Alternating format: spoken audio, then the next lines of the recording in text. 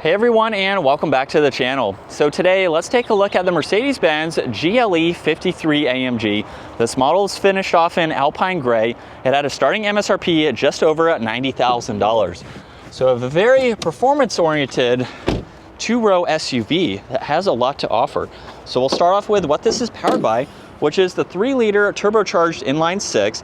This is also paired to the 9-speed automatic, and it pumps out 429 horsepower, 413 pound-feet of torque. This is all-wheel drive. It can do 0 to 60 in just under 5 seconds. Top speed is 155 miles an hour. And as far as fuel economy goes, you're looking at 18 miles per gallon in the city and 23 out on the highway. Now, as we work our way to the exterior styling, you'll notice the massive Mercedes Benz logo. This is also the sensor for distance pacing. There's a forward camera underneath that, and then chrome accents and lots of cutouts provide cooling to the engine. This also has LEDs for all the lighting. There's parking sensors, some more gloss black accents too, and an AMG badge at the top of the hood there. And then some very nice lines that come down that hood too. Now this also has body colored fender flares. There's matte black for the wheels, along with the AMG brake calipers. There's a fixed set of running boards to make it easy to enter and exit, power folding side mirrors with the camera and the turn signal. And then there's gloss black for all the window trim. There's also chrome accents on the door handles. And then you have roof racks and a full moonroof up top. Now this also has a body colored spoiler. There's a brake light along with the wiper blade. You get LEDs for all the lighting, backup camera, all the parking sensors, and then even the quad tip AMG exhaust. And this is capable of towing around 7,700 pounds. Now you can also use the button on the key fob or the one underneath to gain access to the cargo space, where this is a two-row vehicle, so you have a lot of cargo space. You also get a little bit of storage and a spare tire underneath the floor. You have a cargo net. You also have the ability to lower the rear suspension. So with its adaptable suspension, if you're loading in items you want to lower load height, that is very beneficial to have. And there's also the cover there too, so you can use that to close that and hide any items as needed.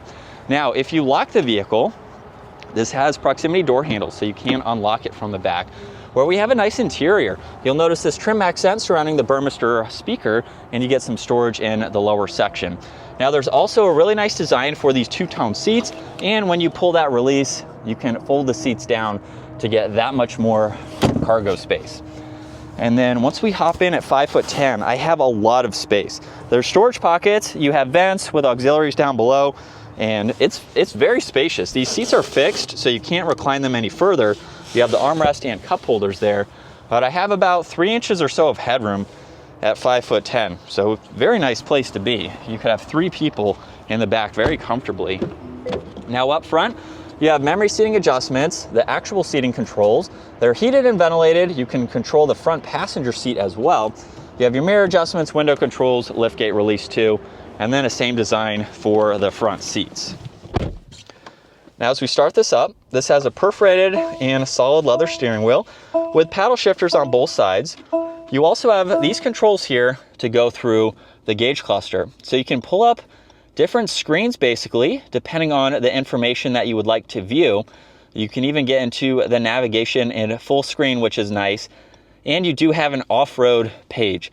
So if you choose to take this off the pavement, you can monitor all of that information. You can also go to more of a classic one, where you can scroll through all of these vitals and pull up whatever information you would like to see.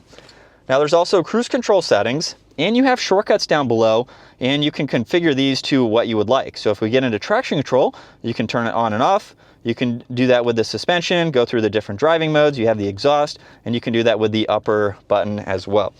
On the right side, these are the driving modes. So just twist on that dial to get through all of these, and you can configure each one as well.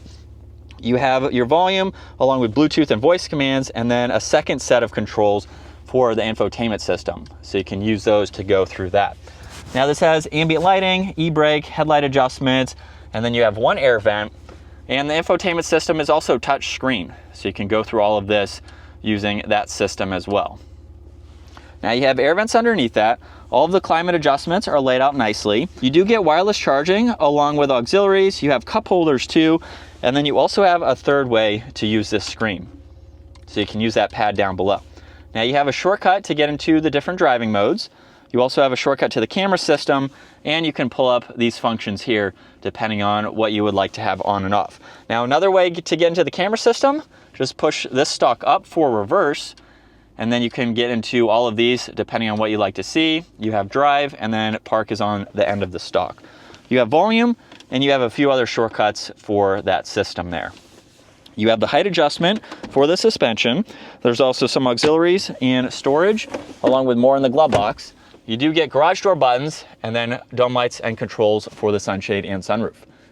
And then here's a look at visibility over both shoulders, where you have a lot of glass to be able to see. And we're still in Sport Plus second gear. Here we go.